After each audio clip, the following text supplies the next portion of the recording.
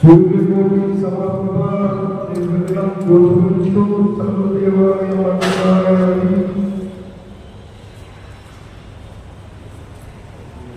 कपूरगौरं करुणावतारं संसारसारं भुजगेन्द्रं सदा वसन्तं हृदयारविन्दे भवं भवामि सहितं नमामि भवं भवामि सहितं नमामि।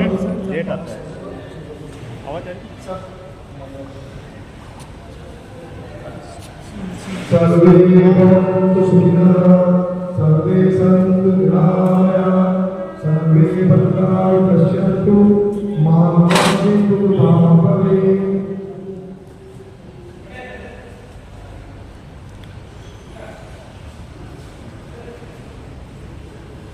माननीय अतिथि माता सरस्वती को माल्यार्पण कर उनके समक्ष दीप प्रज्वलन करते हैं।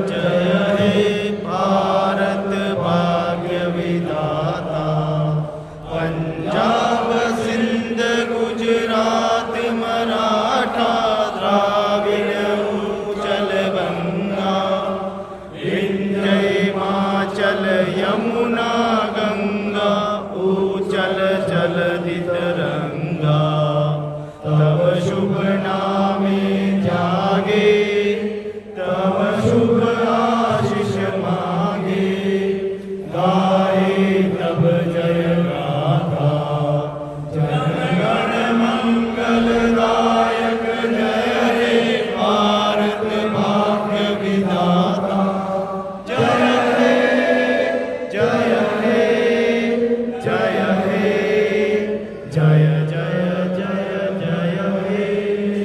भारत माता की वंदे वंदे। मैं सभी अतिथियों से अगले मंच पर बुला रहा हूं।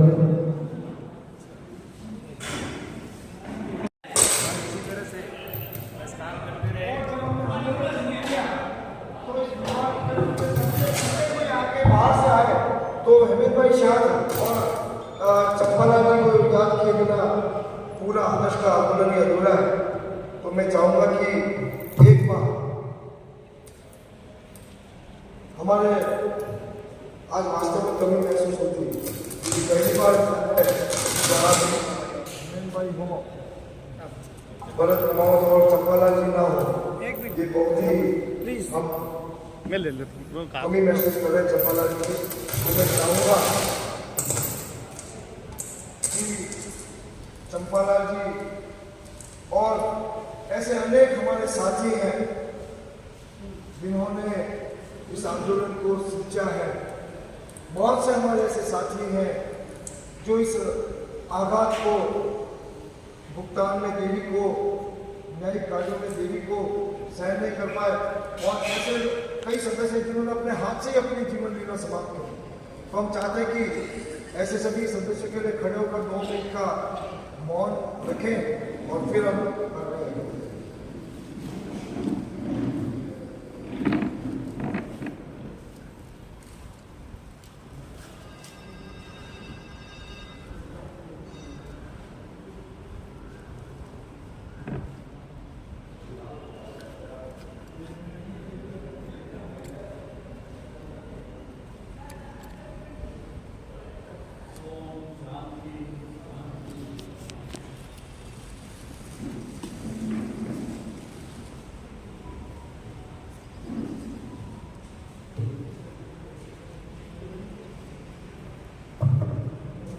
वो व्यवस्थित तरीके से लेखबद्ध होगी और इसका 3 सत्रों में आयोजन किया जाएगा।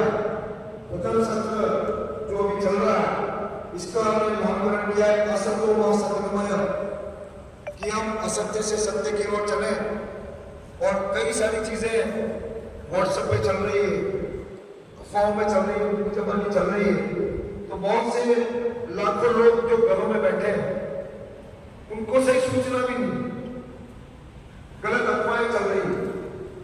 ये सत्र का नाम असत्यों का सत्य में इसीलिए दिया है कि जो खरा सत्य है, जो तथ्यात्मक सत्य जानकारी है, वो हमारे सभी सदस्यों को बोलनी चाहिए। इसलिए ये प्रथम सत्र। और दूसरा, मैं विषय प्रबंधन समाप्त करूं, उसके बाद एक बार एक कोडलेस बाइक चलेगा, तो हम सभी शॉर्ट में अपना नाम बताएं और कहां से आए ये बताएं, और उसके साथ अगर आपके पास कोई प्रस्ताव है कि मेरी भी एक जिज्ञासा है, ये मेरी जिज्ञासा है या प्रस्ताव है, तो वो हम लिखेंगे।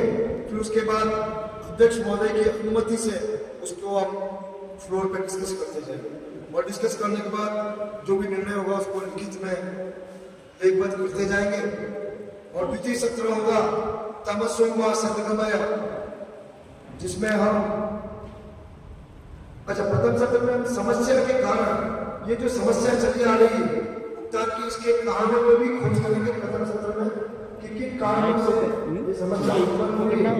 दूसरे बात ये नहीं का क्या समाधान और उन समाधानों में क्या क्या बाधाएं, इस पर चर्चा होगी।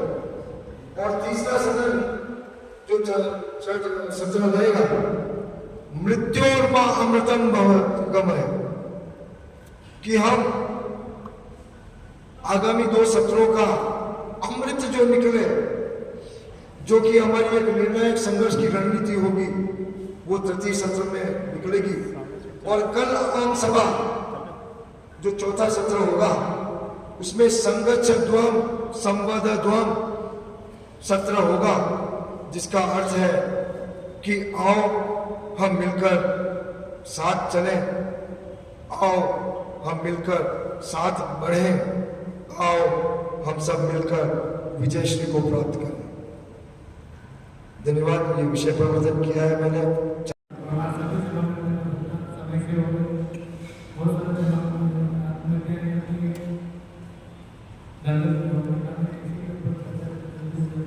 आप छोड़ दो, माइक छोड़ दो आप।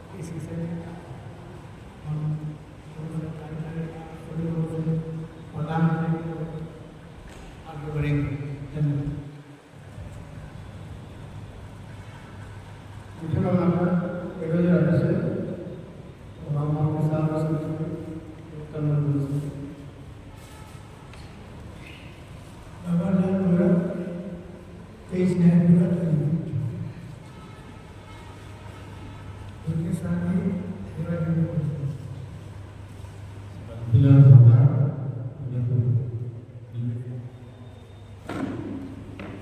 छोड़ दो आप, माइक छोड़ दो।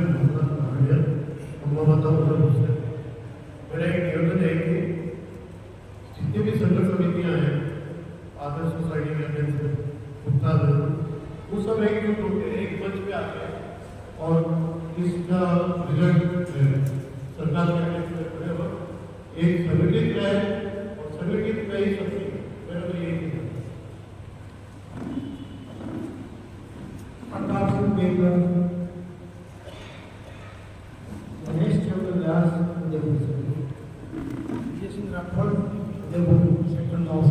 सबसे पहले धन्यवाद देता हूँ प्रोफेसर सर को और बंदरमान मैडम और साहब को बहुत बहुत धन्यवाद कि आप लोग ये कई सालों से कर रहे हैं, इसके लिए मैं बहुत बहुत आभार व्यक्त करता हूँ। नमस्ते कोकण, मैं थोड़ा कुछ कहना चाहता हूँ। परिचय नमस्ते कोकण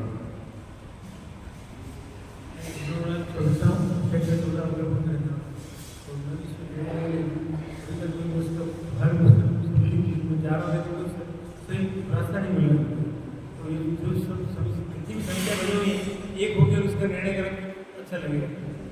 परिचय के कुछ सेट 14 दिन।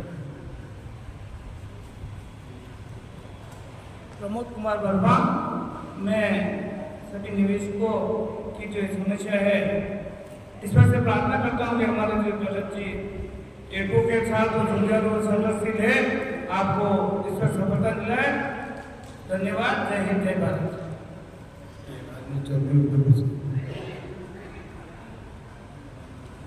जय चौबेल लोकजन सेवा संस्थान से मैं भी इंडियन कोऑपरेटिव सोसाइटी से जुड़ा हुआ हूँ।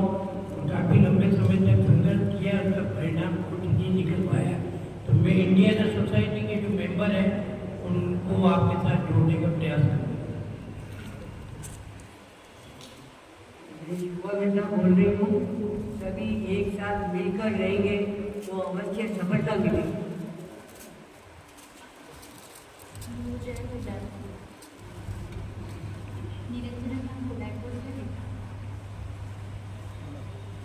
चंद्रकला अरोड़ा मैं उदयपुर से।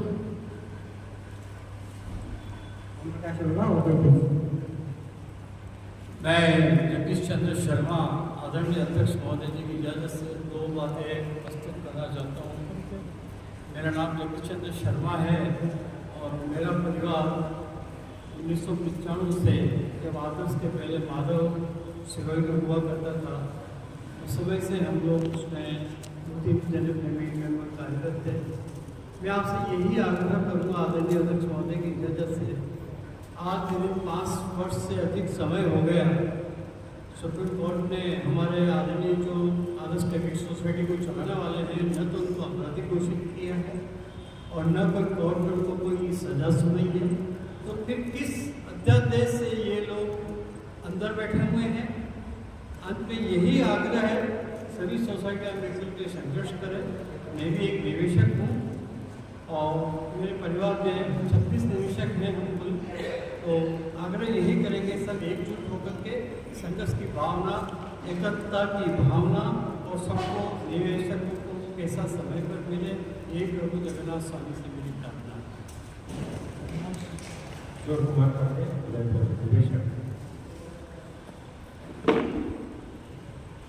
दिनेश आर्य रोड़ा से अध्यक्ष महोदय की इजाज़त से एक चीज़ मैं बोलना चाहूँगा कि जो भी निवेशक है, जो भी सोसाइटी का मेंबर है, वो अपनी नेक्स्ट टीम तैयार करें। मेरा मतलब आपके जो आने वाली जनरेशन है उनको भी सारी इंफॉर्मेशन उनके पास अपडेट होनी चाहिए कि कितना पैसा है, कहाँ जाना है। बाकी अपन ये मान के चलें कि आज हम यहाँ हैं, कल कौन होगा, तो ये मेरा एक सुझाव है, तो इसको आप ध्यान दें। मैं राकेश बंसल उदयपुर से हूँ। अध्यक्ष मुझे इजाज़त दी है कि इसको अपने एक अभियान के रूप में भी चालू करें। जैसे शायद मेरे कई अभियान चलते थे, पोस्ट कार्ड अभियान लिखने के, तो इस तरह से सरकार के पास अभियान के रूप में पोस्ट कार्ड जाए या लिखित में अपन को भेजते रहे। आए दिन इससे जाएंगे तो शायद कोई समाधान नहीं। मेरा नाम राम रघुवीर सिंह है, सेक्टर 14 उदयपुर में रहता हूँ।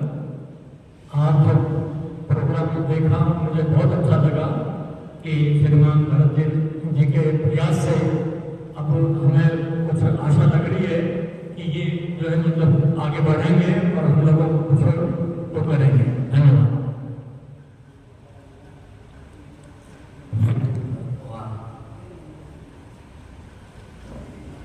डूंगर सिंह कुमावत उदयपुर से हूँ और मैं अध्यक्ष नवी से एक अनुमति चाहता हूँ। जितने निवेशक हैं कम से कम उदयपुर वाले संगठित नहीं है। जब भी बुलाते आते नहीं है, एक दूसरे के तो सूचना नहीं है, तो एक ऐसा एक तरीका तैयार किया जाए कम से कम ज़्यादा से ज़्यादा निवेशक जुड़े और जुड़ के जब संगठित होंगे तो हम आगे कार्यक्रम ताकत से कर पाते हैं। और जितने भी अपने आदर्श के ग्रुप बटे हुए हैं, हम ये कोशिश करना चाहें वो सब एक झंडा के नीचे आए, एक साथ रहें और निवारण करने की कोशिश करें, तब जगह एक काम होगा। धन्यवाद। भगवत सिंह चौहान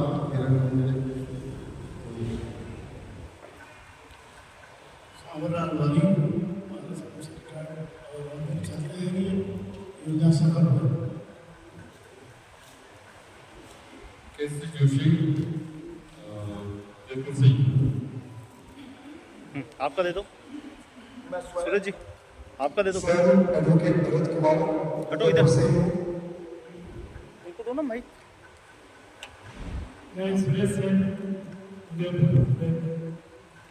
उनको दे दो माइक उनको दे दो। हमारा परिचय सत्र हुआ है।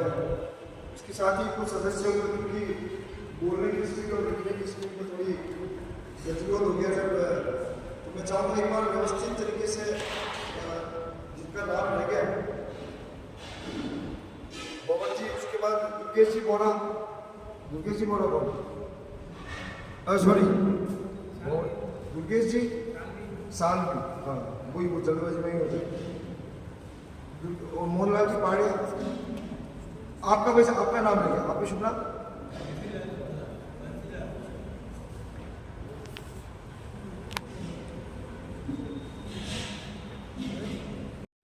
कि क्यों ना हम नए सिरे से कुछ ऐसा करें कि हमारा पैसा भी हमें मिले, सरकार भी हमें मिले। तो ये सारी समस्याएं हैं, इस पे आप सब लोगों की सुझाव आमंत्रित हैं और उसके बाद कोई भी आप जो कहेंगे ऐसा निर्णय ये सभा लेगी। धन्यवाद। या ज़्यादा से ज़्यादा करो बलपूर्वक जिस प्रकार किसी का बलात्कार किया जाता है, वैसे ही इस सही सटा चलती हुई सोसाइटी के साथ अगर मैं कहूँ कि राजनीतिक कारणों से ये हुआ तो वो भी गलत नहीं है। अब मैं आग्रह करूंगा हमारे हेमेंद्र भाई शाह से कि आप भी की समस्या के बारे में काफ़ी आपका जानकारी भी है और आपने कोई भी शायद एजेंसी ऐसी नहीं होगी जो जिनसे आपने संपर्क नहीं किया, आपने और चंपालाल जी ने, तो हम भी इस विषय पर सदन का मार्गदर्शन करें। श्री हेमेंद्र भाई शाह।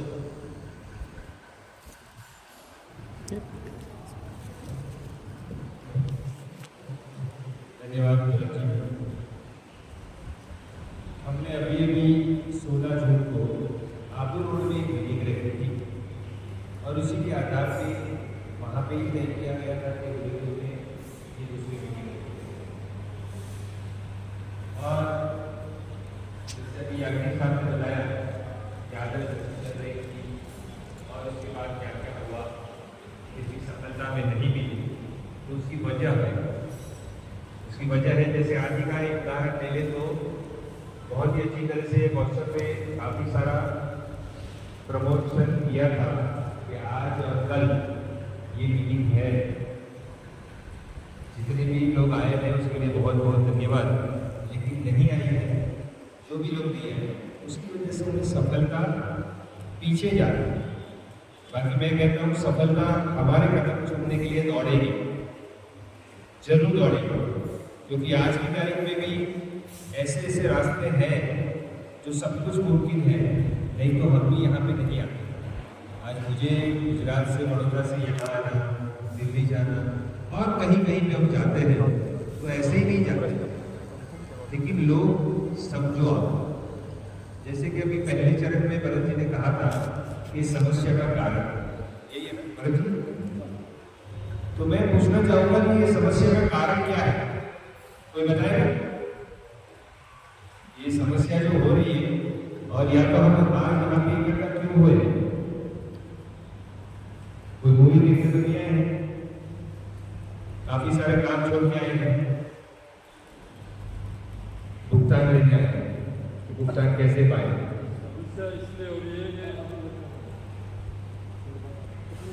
तो ऐसी समस्याओं के लिए हम यहाँ पे आए हैं और इसी के लिए हमने जैसे आबू रोड में भी ये अभी तक के 6 साल के अंदर जो भी हमने ऑब्जर्वेशन किया, जो अनुभव किया, एक्सपीरियंस लिया, उसका एक निचोड़ लिया था। तो उसका हमने एक पूरा फोकस बनाया था कि अब हमें AAA पे फोकस करना है। वैसे अगर देखा जाए तो पुराने ज़माने में आज भी AAA यानी एडल्ट, सबसे ज़्यादा एडल्ट है वही लोग इसमें इन्वॉल्व होते हैं। तो ये AAA भी कुछ ऐसा ही है कि एकदम सीरियस, अगर इस पर काम कर लिया तो अगर इनमें से कोई भी मुझे कल अगर ऐसा बता दे कल की भी मीटिंग है कि इसमें सफल नहीं हो सकते, क्यों नहीं हो सकते, वो रीज़न बता दे। वो AAA है अप्रोच सबसे पहला approach, A for approach, A for appearance और ए फॉर एजिटेशन। ये 3 ए पे काम करना है तो उस पर हमें जरूर सफलता मिलेगी और मिलेगी ही। और सभी जो कुछ भी बात बता रहे हैं उसमें कहीं ना कहीं ये इन्वॉल्व है। तो ये ट्रिपल ए पे हम काम नहीं करते हैं, इसी के लिए सफलता हमसे दूर भाग रही है और हम उसके पीछे दौड़ रहे हैं, जबकि जरूरत नहीं है ऐसे। तो हम दूसरे चरण में ये बताएंगे कि ट्रिपल ए क्या है, उसको डिटेल में बताएंगे कि अप्रोच यानी क्या, अपीयरेंस यानी क्या और एजिटेशन यानी क्या। जैसे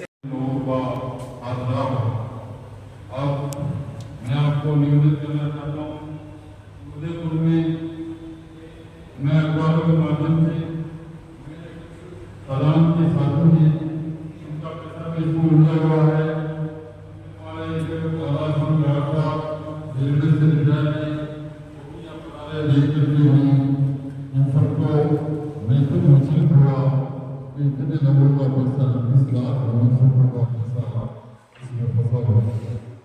अब इसमें भरत जी कुमार झुंझुनू रूप से अपनी कार्यशैली के आधार पर पिछली सरकार में के माध्यम से इसके लिए कई नियम और कौन सा नियम सोशल एक्ट वगैरह का एक्ट लगा के कोऑपरेटिव को अधिकृत किया था, जिसमें कई फाइलें जमा हुई।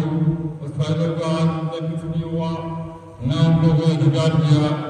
अब मैं ये पूछना चाहता डिस्कस करते हैं कि भाई प्रोमोटर मंदिर अंदर है, क्या जमीन खाली पैसा या विदेश लेके चला गया पैसा, कौन लेके चला गया विदेश, सारे यहाँ के यहाँ हैं, प्रॉपर्टी एक यहाँ है और तो कोई विदेश में गया नहीं, भारत से बाहर कोई गया नहीं। फिर पैसा भी यहाँ, इंसान भी यहाँ, फिर पैसा गया क्या? मैं उन गरीब दलित मजदूरों की, विधवा औरतों की, परिवक्ता औरतों की, मेरे एक रिलेटिव हैं जो चित्तौड़ बिरला सीमेंट में काम करते थे और उनकी एक्सीडेंट से मृत्यु हो गई। उनके पति को 20-25 लाख रुपया मिला, वो आदर्श में किसी ने कहा लगवा करके उसका भरण पोषण परिवार का करते थे। अब उसको रस्ते में ये गली गौचे में जाकर के रोटी बनानी पड़ रही है, बर्तन साफ करने पड़ रहे हैं। कई लोग इसमें आत्महत्याएं कर चुके हैं, ऐसा अखबार के माध्यम से मैंने पता किया है। तो आप सभी निवेशकों को, भरत जी को और मनोरमा जी को, हेमंत भाई शाह को और अध्यक्ष महोदय से मैं आवेदन करूँगा कि इसका मंथन कर कठोर से कठोर, इसमें सब आपकी अहम भूमिका निवेशक और व्यक्ति है। ये मेरा सुझाव है। अधिक से अधिक संख्या में निवेशक आए और अधिक से अधिक संख्या में नेटवर्क आए। बिना स्वार्थ के ये जितने भी संगठन बने स्वार्थ से चल रहे हैं, उनका स्वार्थ पूरा नहीं हुआ तो वो अलग हो गए और वो पैसा दिलाना तो दूर, वो अपने आप की रोटियां सेकने लगे। इसलिए मेरा आप सभी से यही निवेदन है कि एकदम कठोर निर्णय लेके इसमें एक अपना परिणामों तक अपनी ये मैं बात कहूँगा आपको 1 मिनट के लिए कि परिणाम मिलने तक न करें, कोशिश हमेशा परिणाम मिलने तक करें, क्योंकि दुनिया सिर्फ परिणामों को सलाम करती है। कोशिश हमेशा परिणाम मिलने तक करें, क्योंकि दुनिया सिर्फ परिणामों को सलाम करती है। इसलिए कुमार साहब से, शाह साहब से, अध्यक्ष महोदय से, मनोरमा जी से, सबसे मेरा यही निवेदन है कि परिणाम मिलने तक कोशिश जारी रखें और कठोर निर्णय लेके और उससे क्या क्या वो सुझाव है कार्य में उपस्थित होगा तो जरूर।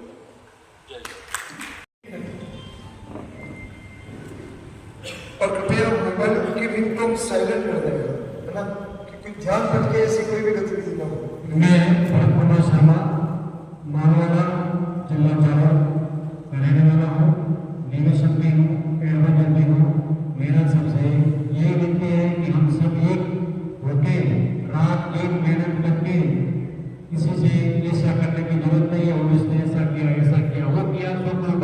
को नहीं करना है, अपने तन मन से काम करेंगे तो अपना निश्चित भुगतान मिलेगा।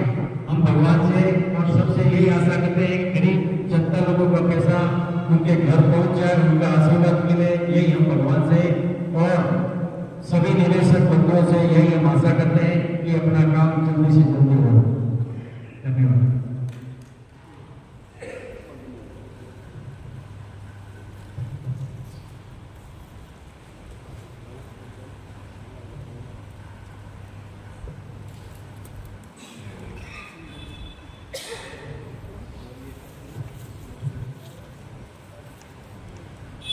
एक मिनट।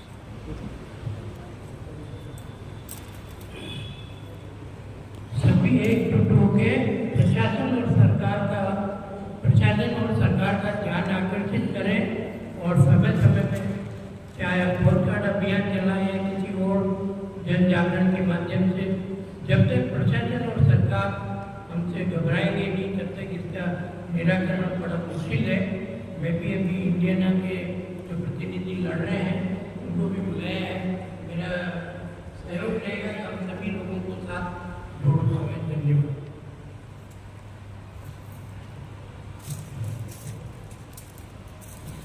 आदर्श पेटेंट कोऑपरेटिव सोसाइटी लिमिटेड निवेशकों को न्याय एवं संवैधानिक अधिकार के अंतर्गत श्रीमान एडवोकेट कुमार साहब द्वारा जो संघर्ष किया जा रहा है, हम आपके साथ हैं, कंधे से कंधा मिलाकर साथ देंगे और तन मन धन से आपका साथ देंगे। जय भारत, जय हिंद। आदर्श कोऑपरेटिव सोसाइटी का जब तक धरना परिषद या बोलता करनी पड़े तो बड़े धन सहयोग मिलेगा, धन संपर्क मिलेगा, सबका सहयोग मिलेगा तो अपन लोग जो बाहर घरों बैठे हुए हैं वो भी देखेंगे कि क्या हो रहा है। हड़ताल करनी पड़े, रजिस्ट्रेशन करना पड़े, करें और अपना काम करें ताकि लोग बाहर घरों बैठे हैं वो निकल के आवे और अपना समर्थन मिले और सरकार काम करने की जरूरत हो जाए। नमस्कार। आप सभी इस चीज़ पे कारण पे विश्लेषण कर रहे हैं कि क्या कारण रहा है पैसा डूबने का। तो आप सोच रहे हैं उससे एक अलग और भी चीज़ है, उस पर आप मनन कीजिएगा। जिस तरीके से आप लोगों ने पैसा जमा करवाया या आप लोगों ने आदर्श में पैसा जमा करवाया, वैसे कई सारे लोग ऐसे हैं जिन्होंने आदर्श से पैसा लिया, ठीक है ना। कई सारे लोग ऐसे हैं जिन्होंने आदर्श से पैसा लिया और उनके मन में यह था कि अब पैसा जमा नहीं होना चाहिए। आप जैसे हम जैसे कमजोर लोग यहाँ पर बैठे हैं वैसे ही वो बहुत सारे प्रभावशाली लोग थे, जिसमें नेता भी हैं, अफसर भी हैं और काफी सारे लोग हैं जिन्होंने 1 करोड़ से लेकर 50 करोड़ तक के लोन आदर्श से लिए हैं और उनके मन में ये आया कि अब ये पैसा जमा नहीं करवाए। आप चाहे कितनी भी मीटिंगें कर लें, जब तक इसके विपरीत जो वो प्रभावशाली थे और हम कमजोर थे, जब हम प्रभावशाली हो जाएंगे और वो कमजोर हो जाएंगे, ये ताकत जब आप लोगों में आएगी तब पैसा मिलेगा, उसके पहले पैसा नहीं मिलने वाला है। आप देख लीजिए। इसके लिए क्या करना है? करना आपको ये है कि यहाँ पे अभी 35 से 40 लोग बैठे हुए, ठीक है। आप ये संकल्प कीजिए। भरत जी काफी जब से 6 साल से ये प्रकरणवादों से दौड़ रहे हैं, 4 साल से मेरा परिचय नहीं, लेकिन मैं इनको व्हाट्सअप ग्रुप में देखता हूँ। मनोरमा जी है, इनको व्हाट्सएप ग्रुप में मैं देख रहा हूँ, व्हाट्सएप ग्रुप से मैं जुड़ा हूँ। ये लोग काफी प्रयास कर रहे हैं, लेकिन काफी जो हजारों की संख्या में, लाखों की संख्या में जो है वो सोए हुए हैं, उनको उठाना कैसे है? हम जो 40 या 45 लोग ये हैं आज, अगर ये संकल्प लेते हैं कि अगली हमारी जो मीटिंग है वो अगले 10 दिन में या 15 दिन में जब होती है, तो हम हमारे पड़ोस में, हमारे मोहल्ले में, हमारी कॉलोनी में, हमारे शहर में या हमारे परिचित में जिनको हम जानते हैं उन 10 लोगों को हम साथ लेके आएंगे। तो ये 35-40 जो लोग हैं अगली मीटिंग में 400 हो जाएंगे, ठीक है। वो 400 अगर 10 लोगों को लाने का संकल्प अगली मीटिंग में लेंगे तो वो 4000 हो जाएंगे। और ये संकल्प अगर आप ले सकते हैं कोई मीटिंग में आइएगा, नहीं तो ये सिर्फ फॉर्मेलिटी है। मैं पिछले 6 साल से देख रहा हूँ, क्योंकि मैं लगातार पत्रकारिता में संलग्न हूँ और कई सारी मीटिंगें मैंने देखी है। व्हाट्सएप ग्रुप में भी जो चल रहा है एक एक व्यक्ति जब इस बारे में संकल्प नहीं लेगा तब तक आपका पैसा नहीं मिलने वाला है, ये तय मान लीजिएगा। और एक व्यक्ति ने अगर संकल्प ले लिया तो आप लोग प्रभावशाली हो जाएंगे, ताकतवर हो जाएंगे, और वो लोग जो बैठे हैं जिन्होंने 50 करोड़ तक के लोन लिए हैं वो कमजोर हो जाएंगे। इसलिए अपनी ताकत दिखाइए, अपना प्रभाव दिखाइए। और ये प्रण करता हूँ कि आने वाली मीटिंग जब भी होगी नेक्स्ट 10 आदमी को मैं लाऊंगा। दूसरी बात पर यहाँ कुछ चर्चा चल रही थी क्योंकि किस कारण से ये चीज पैदा हुई कि उनको 6 साल हो गए और पेमेंट एक पैसा भी नहीं मिला। उस मामले में मेरा सुझाव मेरा कहने का है कि मेन कारण ये रहा था कि आनंद फानंद में सेंट्रल रजिस्ट्रार ने लिक्विडेटर नियुक्त कर दिए, जबकि नियम के अनुसार वो चाहता तो नई एजेंट तैयार करके प्रशासक बैठा तो उनको पेमेंट शीघ्र से शीघ्र मिल जाता, वो उन्होंने किया नहीं। और मेरे हिसाब से ये चीज जो है जानबूझ करके ठीक है, ये नियम में साफ प्रावधान है, आप पढ़ सकते हैं भर्ती के पास है नियम कि अगर सोसाइटी लॉस में चल रही है तो आप लिक्विडेटर लगवा सकते हैं। अगर सोसाइटी लिक्विडेटर में नहीं मतलब लिक्विडेशन में नहीं जा रही है, लॉस में नहीं जा रही है, तो आप प्रशासक लगा करके और नई एजेंट तैयार करके उस सोसाइटी को चालू रख सकते हो।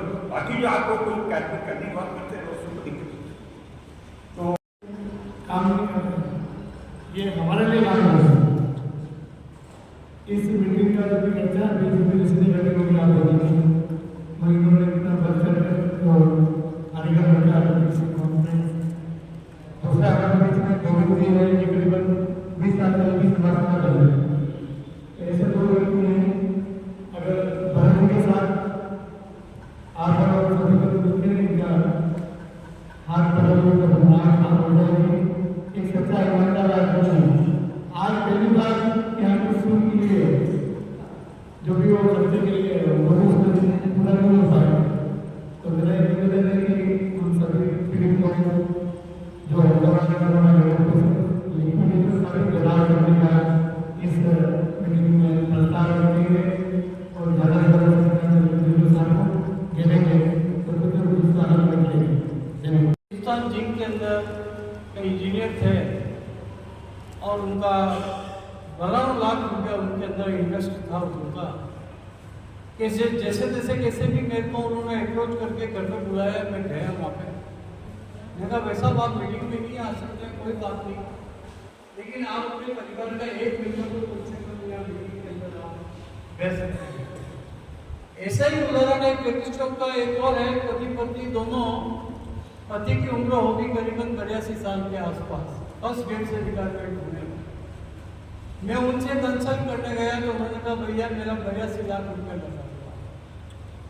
तीसरा केस मैं खुद भी हूँ, मैं एजुकेशन से रिटायर हुआ, 28.5 लाख रुपया मेरे को मिला था और 26 लाख रुपया मैंने आदर्श के अंदर इन्वेस्ट किया।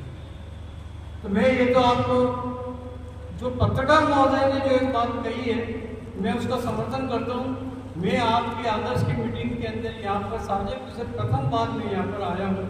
टाउन हॉल के अंदर मीटिंग के अंदर मैंने एक निवेदन किया था आदरणीय भाई साहब से भरत जी से कि यहाँ जितने 20-25 व्यक्ति विराजे हुए हैं, एक एक व्यक्ति 30-30 जनों को भी अगर कॉल करेगा तो उनमें से 7-8 जितनी भी आ सकेगी, ये अपनी भावना में इनको व्यक्त कर चुका था टाउन हॉल के अंदर। और मेरे जैसा नया व्यक्ति 33 कॉल कर सकता है। 2 दिन से मैं लगातार प्रयास हूँ। ये बात अलग है, मेरे प्रयास से 4-5 जने यहाँ आ पाए, लेकिन मैंने प्रयास तो किया ना। तो आज अगर यही संकल्प अगर हम सभी जने यहाँ नए और पत्रकार जो हमारे महोदय ने जो निवेदन किया है, मैं उसका 100% समर्थन करता हूँ। तो अगली बैठक के अंदर यहाँ कम से कम एजेंट है, एडवाइजर है, निवेशक है, मेरे जगदीश चौक, बड़े चोटा, घंटाघर, मोरी चोटा, चांदपुर, मैंने हिसाब लगाया 22 करोड़ रुपया समथिंग के निवेशक बैठे हुए हैं। लगभग मैं करीब सबसे मिला हूँ। लेकिन एक आपसे भी मैं आग्रह करूँगा जो ये इसको चला रहे हैं, मैं तो एक निवेशक हूँ, लेकिन हम लोग जितने फ़ोन आपको भेजते हैं नंबर भेजते हैं निवेशक के, आप उनको ग्रुप के अंदर जोड़िए और आपका मैसेज उस मेंबर तक जाना चाहिए।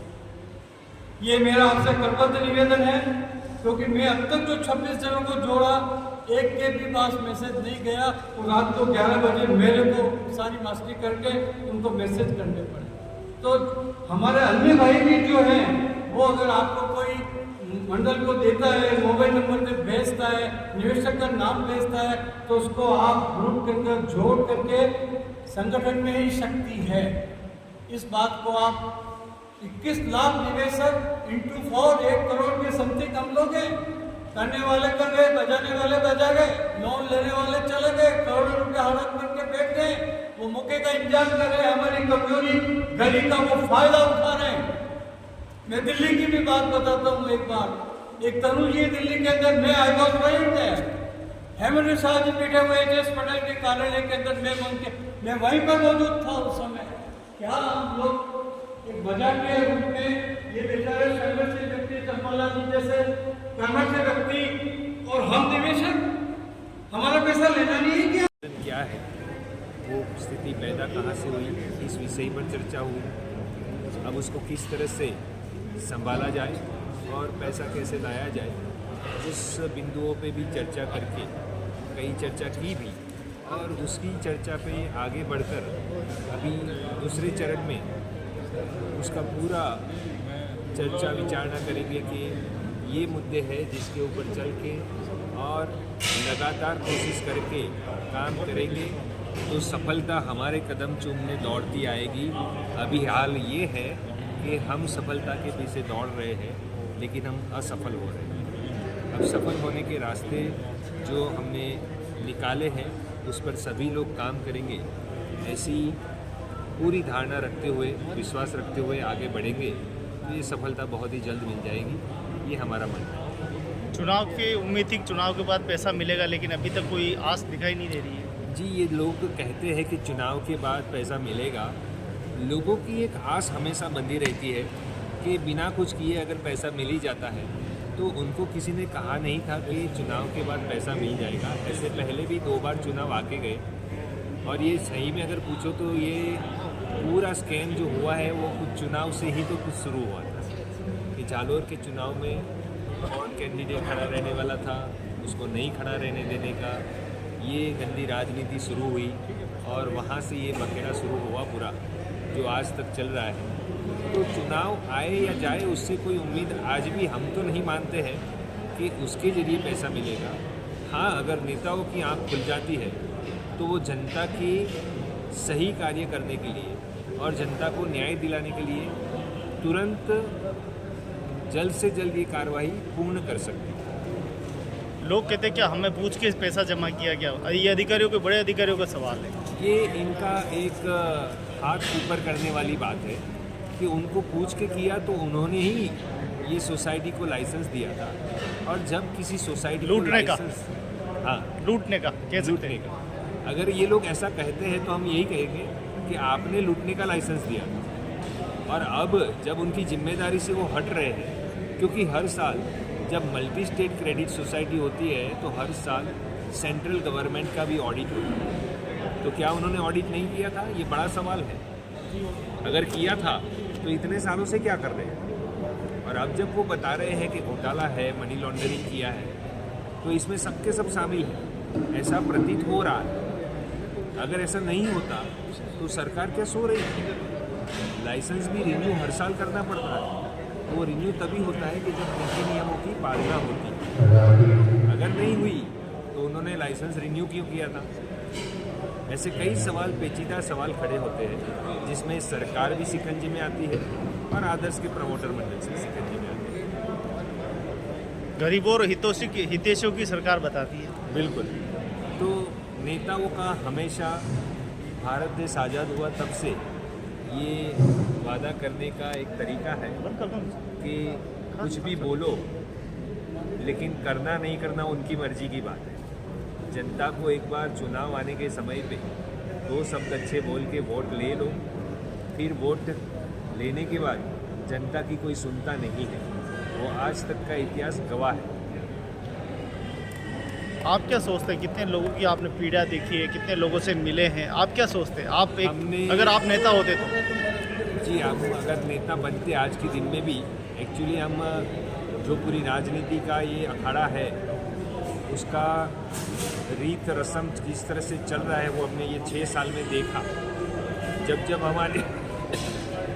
हमारे न्याय पाने के लिए हम आगे बढ़े हैं तो हमने देखा कि कितनी गंदी हरकतें होती रहती हैं। इसलिए कभी चुनाव में तो हम जाएंगे नहीं, लेकिन एक सोचते हैं कि अगर हमको नेता बनाया गया तो हम यही करेंगे कि जनता का भला करो, क्योंकि नेता वही बनता है जो जनता के लिए काम करता है। तो ये वादे तो करते हैं, ये वादे तो हमेशा करते हैं। नेताओं का काम, आज मैंने पूरे भारत में एक भी नेता ऐसा नहीं देखा है कि जो जनता के बारे में सही मायने में सोचता है। वो कुछ न कुछ अपने फायदे के लिए सोचता है या करता है, लेकिन सच में कहीं देखा नहीं गया है। अगर कोई एक नेता मुझे आके भी ऐसा बता दे कि बच्चे हमने ऐसे काम किए हैं जनता के लिए, तो मैं उनको बोलूँगा पहले ही, तो क्या आपको आदर्श का मामला, संजीवनी का मामला, नवजीवन का मामला, सहारा का मामला, ऐसी हजारों सोसाइटियाँ हो चुकी, क्या पता नहीं है? आज देश की तकरीबन 50% जनता, 50%, आप सोचो 150 करोड़ की जनता है, उसमें से 50% जनता यही सब शिकंजे में है। कई सोसाइटियों ने, कई चिट फंड कंपनियों में, तो ऐसी कंपनियों में पैसा फंसा है, नेटवर्क मार्केटिंग में, जिनका पैसा कभी भी वापस आया नहीं है अभी तक। तो इन सबको छुटकारा पाना ये सरकार के हाथ में है कि कैसे दिलाए, क्योंकि मुझे यहाँ तक मालूम था कि सरकार ने तो रिज़र्व फंड का भी एक फंड होता है, वो फंड 25,000 करोड़, 1-2 रुपये की बात नहीं कर रहा हूँ, 25,000 करोड़ रिज़र्व फंड से उठा के, आरबीआई के रिज़र्व फंड से उठा के कॉरपोरेट कंपनियों के एनपी अकाउंट को सेटल करने के लिए लगाए हैं। तो 2 बार सरकारें बनी देश के अंदर, और 2 बार राजस्थान में राज्य सरकारें भी बनी, उनसे भी हमारे को किसी भी प्रकार का कोई आश्वासन नहीं मिला है। केवल लोगों ने हमारा भोलेपन का फ़ायदा उठाकर सरकारें जरूर बना ली है, चाहे केंद्र हो या राज्य की सरकार। हमें उनके जो नेता लोग थे, एमएलए, सांसद, हमें आश्वासन देते कि हमारी सरकार आएगी, इस बार हम ये कर लेंगे। और जो वर्तमान जो सरकारें चल रही थी उससे उनके ऊपर ये टिक्का टिप्पणी करते थे कि इस सरकार ने ऐसा करा है, इस सरकार ने ऐसा करा है। तो अभी तक हमें न्याय नहीं मिला है। अब ये अभी हमारा मेवाड़ की भूमि से 2 दिवसीय राष्ट्रीय कॉन्फ्रेंस का आगाज़ है। पूरे हिंदुस्तान के अंदर 21 लाख सदस्य पीड़ित हैं, और हमारे परिवार की संख्या देखी जाए कम से कम 1 करोड़ से ज़्यादा परिवार आदर्श सोसाइटी से पीड़ित हैं। सरकार ने हमारी संस्था के ऊपर लिक्विडेटर बिठा दिया है, और कोऑपरेटिव सोसाइटी में जो नियम बने हुए हैं, कोऑपरेटिव सोसाइटी लगातार अगर 3 साल से घाटे में जाती है तो उसके ऊपर लिक्विडेटर बिठाया जाता है। मगर हमारे साथ में अन्याय, हमारी सोसाइटी के साथ अन्याय, हमारे मेंबरों के साथ अन्याय करा। सरकार के जो विभिन्न पदों पर बैठे हुए हैं, उन्होंने आनंद में लिक्विडेटर नियुक्त कर दिया गया है। लगातार उस लिक्विडेटर की आगे से आगे तारीख बढ़ाते रहते हैं, और पिछले 5 सालों से तारीख ही बढ़ा रहे हैं।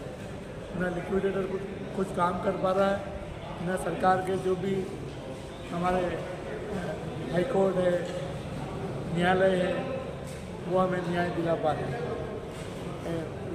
इससे ऐसा मालूम पड़ रहा है कि कहीं कहीं हमें दबाया जा रहा है, हमारी आवाज़ को दबाई जाती है।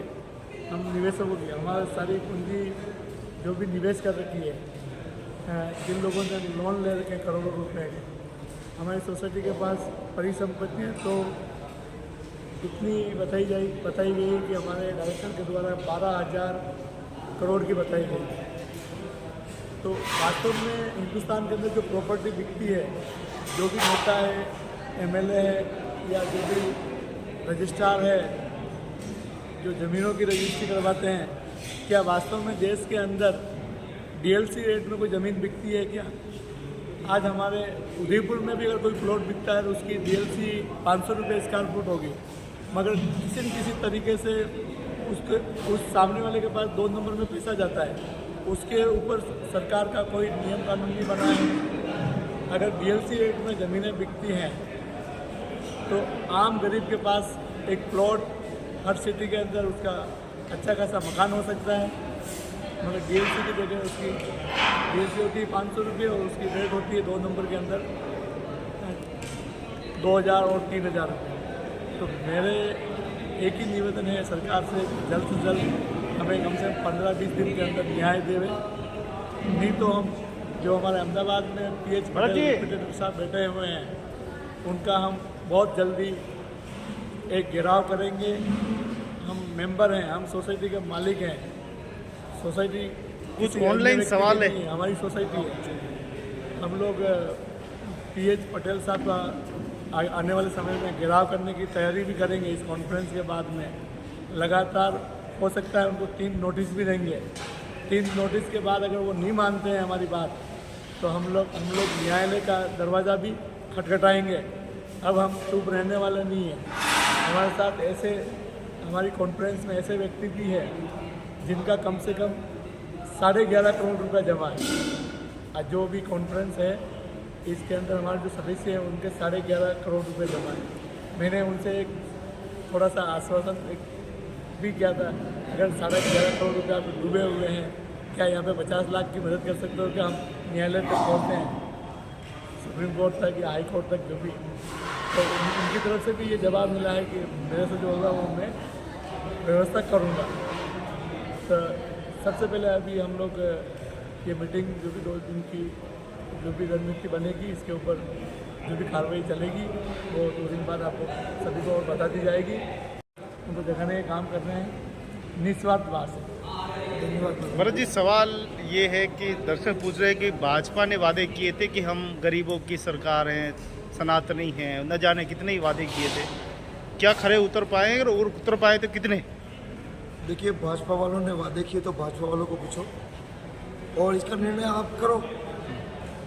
वादा करने वाले आप हैं और आपसे वादा किया गया है और निभाने वाले और जिनसे किया है वो जाने, आपके आपस की बात है, निर्णय लें स्वयं। मैं तो न तो भाजपा का हूँ, न मैंने वादा किया है न वादा लिया है। तो ये मियाँ बीवी राजी तो काजी का क्या काम है, मियाँ बीवी बात करो। कुछ लोगों का कहना है कि अधिकारी और नेताओं का कि हमसे पूछ के पैसा जमा किया क्या? तो वो अधिकारी भी हमसे पूछ के नौकरी नहीं लगे थे, तो अब क्या कहें? वो अधिकारी भी नहीं आए थे।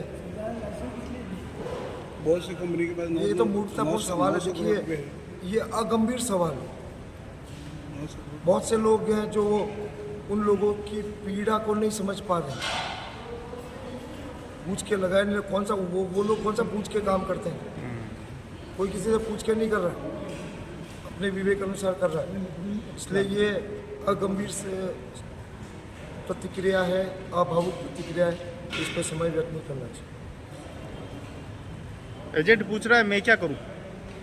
संघर्ष करो और न्याय की प्राप्ति तक लड़ो। स्वामी विवेकानंद ने कहा है, उठो, जागो और सफलता मिलने तक चलते रहो। पैसा मिलेगा कि नहीं मिलेगा ये भी निकलो बाहर मकानों से, जंग लड़ो बेईमानों से। यूट्यूब पे लाइक कमेंट डालें। संगठन की ताकत मजबूत करो, संगठित बनो। हम संगठन के लिए काम कर रहे हैं, जुड़े हमसे, हम न्याय दिलाएंगे। एक संसद में अभी तक क्या प्रोसेस हुआ है और क्या कार्रवाई हुई है, ये पूछ रहे हैं कुछ। देखिए, पीड़ितों को जिनका भुगतान बाकी था उनके लिए यथास्थिति है। ये जरूर हुआ है कि पीड़ितों का जो पैसा उनको मिलने चाहिए था नहीं मिला, वो बाजार में जरूर दौड़ रहा है। पीड़ितों का रुपया बाजार में रोज रुपये का 1.25 रुपया हो रहा है। लेकिन यहाँ की न्याय प्रक्रिया, यहाँ की राजनीतिक इच्छा शक्ति और प्रशासनिक कार्रवाई लचर है। तो अभी तो न्याय दूर की कौड़ी, दिल्ली दूर दिख रही है और लोग भी कहाँ निकल रहे हैं। व्हाट्सएप पे करने से कुछ नहीं होता, मैदान में आना ही पड़ेगा। कितने लोग इस रोजगार से प्रभावित हुए हैं और कितने लोग ठगे गए? हिंदुस्तान, आधा हिंदुस्तान जो है वो ठगा हुआ। कितने लोगों की रोजी रोटी गई? मैंने कहा ना, आधा हिंदुस्तान। कम से कम एक परिवार का मुखिया कमाता है तो 5 लोगों को पालता है। तो उसी तरह से आज हमारे 140 करोड़ लोग हैं, तो कम से कम 20-25 करोड़ कमाने वाले लोग तो पीड़ित हैं। एक गंभीर समस्या कुल मिलाकर देश का सबसे बड़ा आर्थिक घोटाला है। क्या लोगों का क्रेडिट कोऑपरेटिव में विश्वास उठ गया है इसका मतलब? नहीं, धड़ल्ले से चल रही है। अभी भी चल रही है? चल रही है। लोग सबक नहीं ले रहे। करें, कोऑपरेटिव बहुत अच्छा है। मैं दोष कोऑपरेटिव का नहीं है, मैं तो कह रहा हूँ आम जनता के लिए कोऑपरेटिव बैंक से ज़्यादा फायदेमंद कोऑपरेटिव है, लेकिन कानून से चले। हम पैसा दे के आँख बंद कर लेते हैं, ऐसा नहीं होना चाहिए। एजेंट्स पे पूरी जानकारी लें और एजेंट्स भी जानकारी लें कि कंपनी कहाँ निवेश कर रही है, क्योंकि देखिए चोरी होती है तो पता पड़ता है। तो एडवाइज़र एजेंट्स लोग हैं, इनको जानना चाहिए कि कंपनी कहीं गलत तो नहीं कर रही, और निवेशकों को भी जानना चाहिए कि कंपनी कहाँ पैसा लगा रही है। कुछ एजेंट कह रहे हैं हमें गांव में नहीं जाने दिया जा रहा है, आलोचनाएं झेलनी पड़ रही है, मारपीट जैसी घटनाएं। तो हमारे से संपर्क करें, हम करेंगे उसके लिए। थोड़ा संक्षेप में बताएं, ऐसा कोई अगर। देखिए, एजेंट्स का कोई दोष नहीं है, ना एजेंट्स के खिलाफ कोई कानूनी कार्रवाई होती है जब तक कि एजेंट दोषी ना हो। अगर एजेंट ने ईमानदारी से निवेशक का पैसा लेके कंपनी को दे दिया है तो एजेंट दोषी नहीं है। बहुत से एजेंटों ने बेईमानियां भी की है, तो उनके खिलाफ तो कानूनी कार्रवाई होनी चाहिए। अगर आपके एजेंट ने धोखाधड़ी की है, झूठ बोला है और फिर पैसा लिया है, तो उसके खिलाफ आपको कानूनी राय लेके कानूनी कार्रवाई करनी चाहिए। ये 2 दिवसीय आपकी जो कॉन्फ्रेंस है, इसमें क्या कुछ निचोड़ आप निकालेंगे, क्या इसके परिणाम रहेंगे? ये न्याय और भुगतान प्राप्ति के लिए रणनीति बनाने की कॉन्फ्रेंस है। कॉन्फ्रेंस में रणनीति बनाई जाएगी और आम सभा में घोषणा की जाएगी, और जो आम सभा में घोषणा की जाएगी वो एक राष्ट्रीय रोड मैप होगा प्रत्येक निवेशक, एडवाइज़र और प्रत्येक संगठन के लिए कि इस दिशा में संगठित प्रयास करें। धन्यवाद।